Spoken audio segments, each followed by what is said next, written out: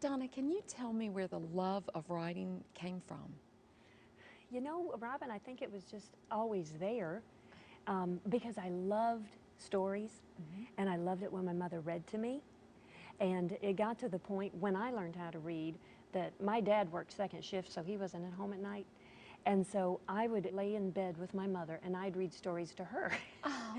And she would eventually nod off to sleep and I'd still be sitting there reading.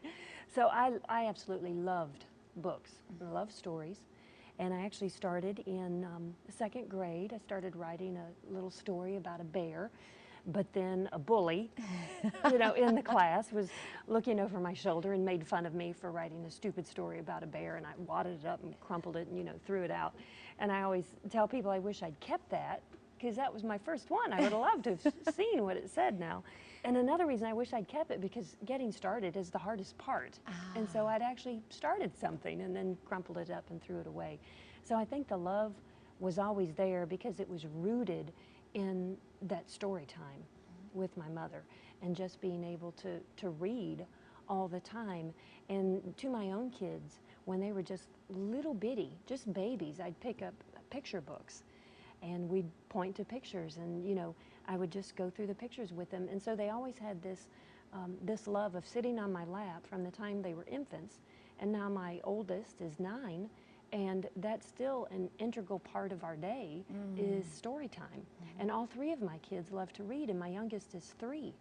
So they all 3 love to read, and I'll even find my 3-year-old just sitting in the middle of the kitchen floor holding a book. He has no idea what it says, but he's holding it and he's looking through the pictures. So the love was just always there. So did you write through high school and your early 20s? Well, I did. I was on the school newspaper in high school, which is a totally different kind of writing, and it was writing that I never enjoyed. I don't enjoy that journalistic type writing at all, although I majored in college in broadcast journalism. Go figure. I don't know. Yes. And theater, and I even got several jobs as a news copy writer or copy editor. So I was always writing short spurts of things. So was always writing, wrote all through college, and even after graduation, I majored in broadcast journalism and in theater, and I always had jobs, but was always writing something on the side. Always. Well, now tell me, you wrote a book called Finding Grace. Can you tell me where that came from? Well, it was actually rooted out when I was between 5 and 6. It was before I entered kindergarten. We lived next door to this old farmhouse in Ohio, in Northeast Ohio, and I would always cross the field and I would play with the youngest child there, and he would cross the field to my house and we'd play every single day together. He was the youngest of 5 children, and one day we were over playing at his house, and although it was a warm spring day, we decided to play hide and go seek inside the home. Because it was an old farmhouse, it had a lot of little creepy attic spaces in it, and I thought, oh, he's hidden in one of those attic spaces again. And I always hated him because I always envisioned snakes or, some sort of animal coming out at me. And so I realized that he must be in the little attic space that was on the other side of the bedroom that he shared with one of his older brothers. And as I began creeping across the floor to get to that attic door, I heard the bedroom door close and lock behind me.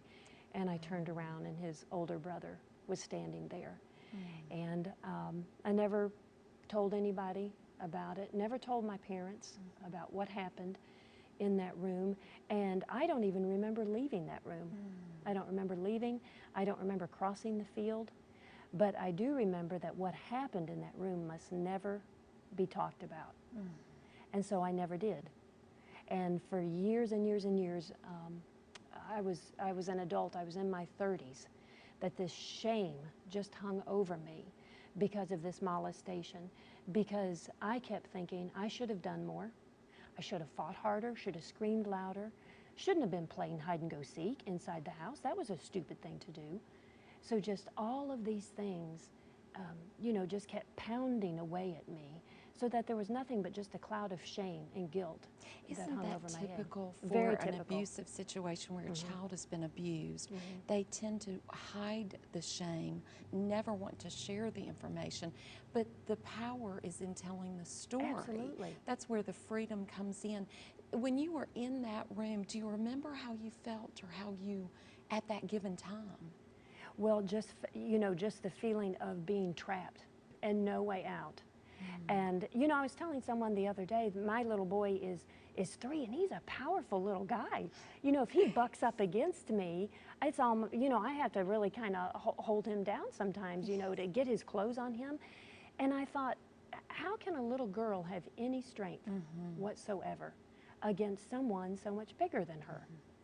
You know, and it finally came to the point of when I was an adult, and I thought, that wasn't my shame. That's right. That was his shame. That's right. And it's great what you said about secrets and letting them come out, because someone said we're as sick as the secrets we keep. Yes. And I was, you know, very sick for a long time because I just kept it all bottled up At inside what me. point did you decide to bring forth what had happened to you? Was there a trigger point in your life that made you think, wait a minute, I have to share this, or I have to tell this story? You know, there were just small little things that may have happened at a Bible study or at a women's group meeting or something, and someone may say something, and then I would say, well, you know what? I would be able to share.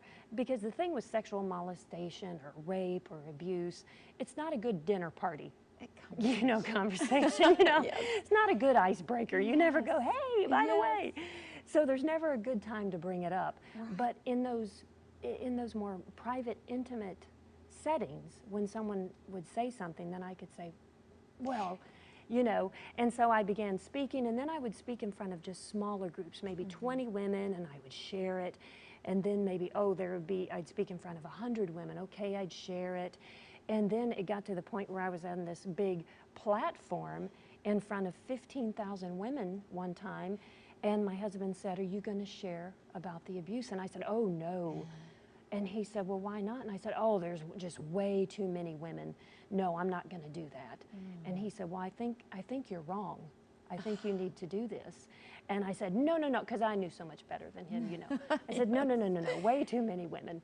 And on the day that we were supposed to fly out for this huge conference, I turned on the TV in the middle of the afternoon, which I never do because I'm a mother of young children. Who turns on the TV in the middle of the afternoon? But because my computer was packed, all my bags were packed, my house was cleaned, you know. So I sat down, turned the TV on, and an interviewer was on there speaking to this 16-year-old girl in Africa who had been repeatedly raped by her father. And this young girl just kept crying and crying and crying. And finally, the interviewer said, why do you keep crying? Do you think this was your fault? And she said, yes. And it was like the Holy Spirit just went bang right over my head. Yes. And I grabbed my computer and brought it out. My husband said, what are you doing? I said, I'm changing my talk. You know? Oh my goodness, Donna, that's critical. How many people across the country have been sexually abused or molested? And blame themselves. And blame themselves and never come to the point of realization that it was not their fault. Exactly. And I just spoke to a woman this week whose young daughter was molested by this boy that she had been dating. He wanted to do some things, she did not. Well, he thought, well, and so he took care of it and he just raped her. And she said, and her biggest problem is, and I said, she blames herself. And she said, yes, she blames herself. And when I got up to speak at this conference, this woman came up to me, just tears running down her face, and she said, my 9-year-old has just been molested and I don't know what to do. I don't know what to say to her. And I said, you go home and you tell her it wasn't her fault. And then you tell her again because she's not going to believe you. And then you tell her again because she's still not going to believe you. And you tell her that Jesus loves her and he's never stopped loving her. And one of my biggest problems was, as I grew up, I thought, God is so big and he has so much power. Why didn't he stop what was happening? And it was so many years in this journey, Robin, where I would just read the word and say, show me something that makes sense out of what happened. And again, I was in my 30s and I was reading about the Israelites. And, you know, they grumbled and they carped and they complained and they railed against God, you know, about the bread line that he was sending and their shoes, you know, they didn't fit well, and on and on and on. And through all of that God let them grumble and complain. And it says right there in the book of Isaiah that he was there, distressed in their distress. Beautiful. And I realized that God hadn't abandoned me. Yes. He was there inside that room with me. He was distressed in my distress. And not only was he pursuing my soul, he was pursuing that molester's soul. Yes. As well. But life comes down to choices, as we all know. And it was my choice to seek God and to follow him despite what happened. And it was my molester's choice to choose a completely opposite path. Yes. And his entire life was filled with violence. How did you get to the point of reconciling in your own heart that you needed to step into a place of forgiveness towards him? You had to really struggle through that decision also. Well, sure, yes. And again, there was just so much of it where I blamed myself. You know, even things where I would talk with people, it just always kind of came out that I was pretty much to blame. And one day, I was at a women's symposium and happened to be sitting next to a counselor of all things. And I didn't know her. She was from another city. But as we talked in the vestibule during one of the breaks, you know, I told her about what happened because she was completely safe. I didn't know her. Yes. She's from out of town. You know, I wasn't exposing myself to a friend or anything. And as we spoke, just as she heard me talking, she said, "Why do you make it sound like this was your fault?" Because it wasn't. And it was then I was like, it wasn't. Yes. The truth Right. set you free Right. at that very moment. Donna. Right, and you think, well, how in the world did I blame myself for this for so many years? And she even said, well, have you forgiven him? And I said, well, yeah, sure, I have, you know. And she said, you know, you realize that forgiving someone doesn't let him off the hook. That's right. And it was a few weeks later, I went out to lunch with my husband. I met him in downtown Nashville. And on the way back, I took a wrong turn. So I had to take another turn to get back to the road that I needed. And I was at this stoplight outside a schoolyard. And in this schoolyard was this little girl. She was about 5 years old, decked completely out in pink. She looked just like a little thing of cotton candy. Yeah. And she started jumping up and down. For no reason. I mean, she wasn't on a pogo stick. No one goosed her, you know. She was just started jumping, and she was hopping so much. And her hopping was so contagious that another little girl came up and just had to start hopping with her. And I thought, that is so cute. And I just watched them, and then the light turned green, and I drove away. And I thought, now what if this hopping little girl in pink went home today, went to the neighbor's house, and the teenage son or the father of that home molested her? How could that sweet, hopping, innocent little girl ever think that that was her fault? And of course, tears just started flowing. And all these years, God had been trying to whisper those words of innocence to me. But because I was too busy, you know, I never heard him. But I heard it that day. And it was on that drive that I spoke out loud to my molester, wherever he was in the world. And I said, I forgive you. Oh, my. Not because you've asked for it or would even want it. Yes. But I forgive you because I don't want to be in bondage to you. That's it, Donna. We're freed Right. when we make the decision to forgive our offenders. That's right. We're set free. Right. So from that point on, weren't you Yes. released Yes. from the pain of that situation? Yes. And even in the book, Finding Grace, I tell people there's a huge difference in remembering pain and carrying pain. Yes. Huge difference. And some of us are victimized our entire life because we continue to carry the pain, we continue to carry the guilt, the shame, the bitterness, the anger. Yes. Huge difference in carrying it and remembering it. And forgiveness does not let that person off the hook, but it will let you off the hook. That's right. And that was the most important thing for me. And you know, Jesus says in his word that he came to give us the abundant life. That's right. And how in the world can you live an abundant life if you're held in bondage to your past?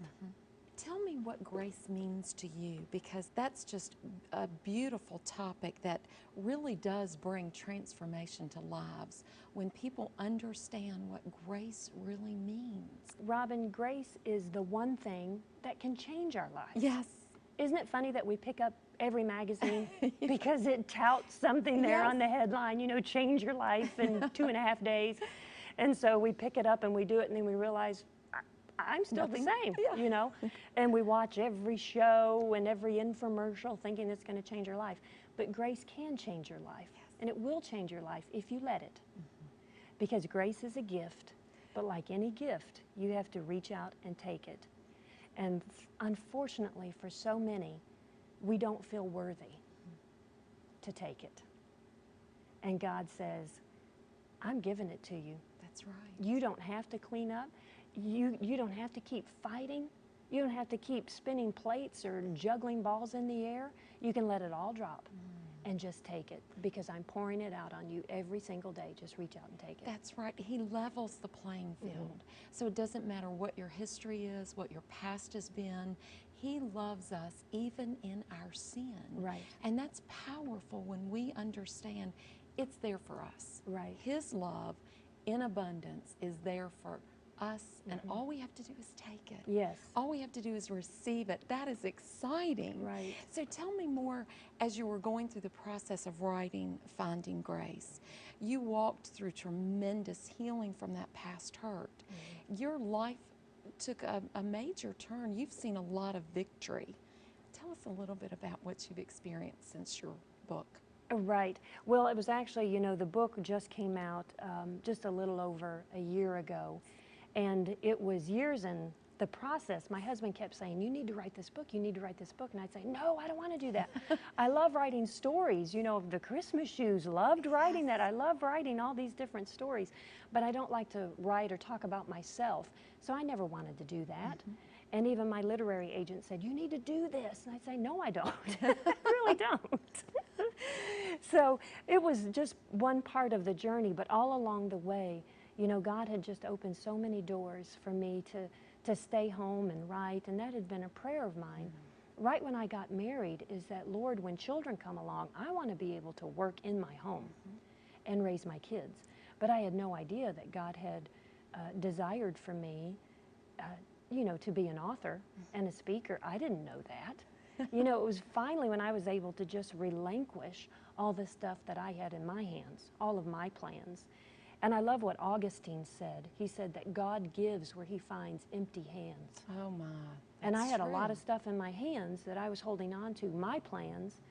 You know, I loved acting. I majored in theater. I thought, man, I want to be an actress. But then I thought, I don't want to move to New York or LA. I'm in trouble. What am I going to do? Well, God had a plan. That's right. You know, the psalmist says that God's plans stand firm forever. He doesn't have a plan B. That's right. We have a plan B.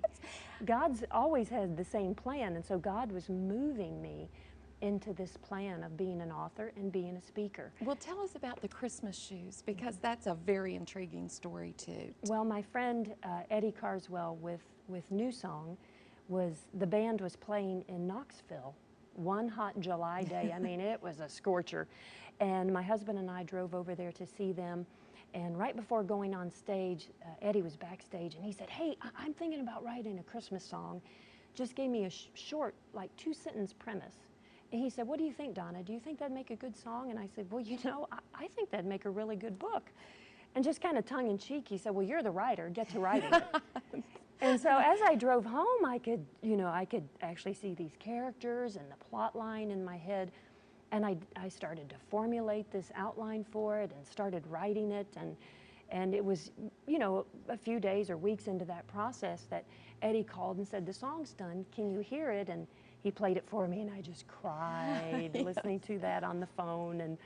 And I told him, just a little while ago, I said, had you played me that entire song, I don't think I would have gotten one idea because it was all done, you know, it was all right there. But because he gave me so little information that the book just kind of flowed out. And then unbeknownst to me, a movie producer in Los Angeles picked up the book, took it to lunch under the premise that once she finished eating, she'd go back to the office. But she didn't go back to the office. She sat there the rest of the afternoon and she finished this book. Then she went back and she said, I just found the next book that we need to make into a movie. That is tremendous. And isn't that just like God?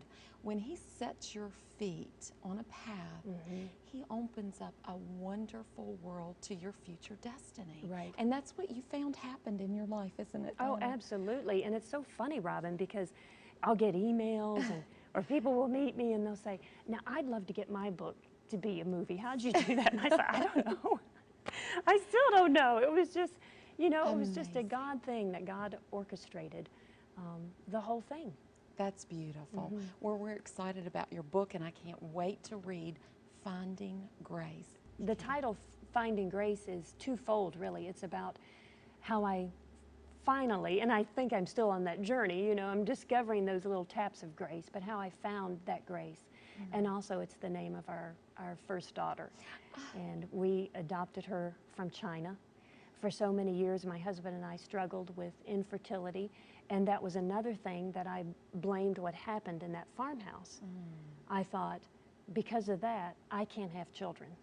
I thought that was a repercussion of what happened, when it wasn't, of course.